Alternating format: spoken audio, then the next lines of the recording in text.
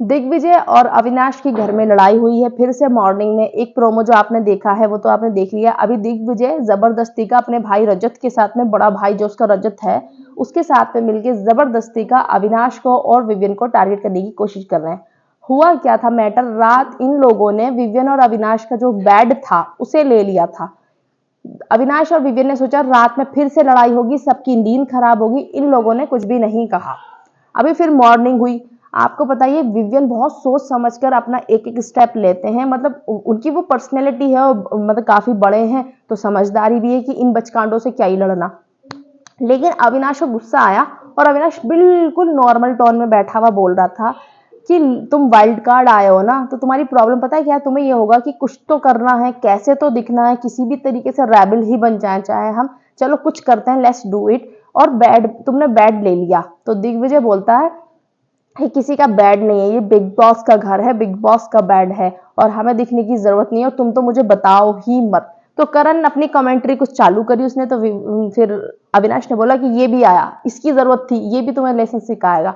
तो दिग्विजय बोलता है तुम मत बताओ कौन सही है कौन गलत है, ये तो बिग बॉस बताएंगे। और दूसरी बात, अविनाश बोल रहा था पहले ही वाली बात उससे कि तू मुझे मत बता कि मैं कैसा लग रहा हूँ, कि बाहर से जो बोल के आया था। तो अविनाश ने बोला तू मुझे मत बता मैं कैसा लग रहा हूँ, मुझे बिग बॉस बताएंगे।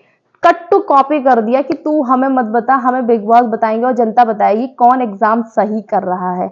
यस एग्जैक्टली, जनता तो बता ही रही है कि कौन अच्छे से चल रहा है और कैसे लोग कितने स्ट्रॉन्ग कंटेस्टेंट हैं अविनाश और विवियन, जिस इसी वजह से पूरा झुंड उनके अगेंस्ट है इंक्लूडिंग वाइल्ड कार्ड्स। यस, तो विवियन ने बोला तू रुक जा अविनाश, अभी मैं इसको बताता हूँ। विवियन ने बोला कि तुम ऐसे ही करते हो कि अपने घर पर भी तुम्हारी यही है कि अगर किसी का बेडशीट बिछा हुआ है, पिलो रखा है, का ब्लैंकेट रखा है, तो तुम मतलब रियल लाइफ में भी ऐसे ही करते हो ना, कि हम हटाएंगे और लेट जाएंगे, तो तुम ऐसे ही हो सच में।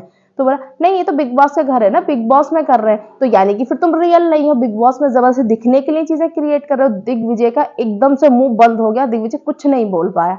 अभी सोच रहा होगा बाहर से हम जाएंगे, ये करेंगे वो करेंगे। भाई तुम बच्चे हो, स्पिट्सविला के, स्पिट्सविला तक ही रहो तो ही बेहतर है। और स्पिट्सविला के कुछ इतने अच्छे कंटेस्टेंट हैं। प्रिंस नरूला भाई वो जीता है क्योंकि वो मेंटली स्ट्रांग था, वो फालतू की चीजें क्रिएट नहीं करता था। और दूसरी बात, और भी स्पिट्सविला वाले रोडीज वाले लोग हैं बहुत अच्छे, लेकिन ये फेमस क्यों हुए थे, कंट्रोवर्सी से।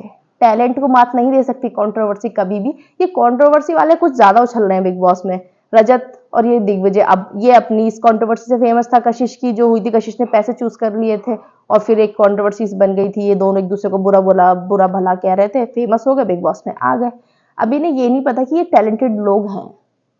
तुम क्या सोच रहे हो कि बस हम ही हम हैं? टैलेंट हमेशा मात देता है कंट्रोवर्सी को। कंट्रोवर्सी ज्यादा समय तक नहीं चलती है, टैलेंट लंबे समय तक चलता है। तो दिग्विजय शायद बड़ी बड़ी ही गलतफहमी में जी रहा है।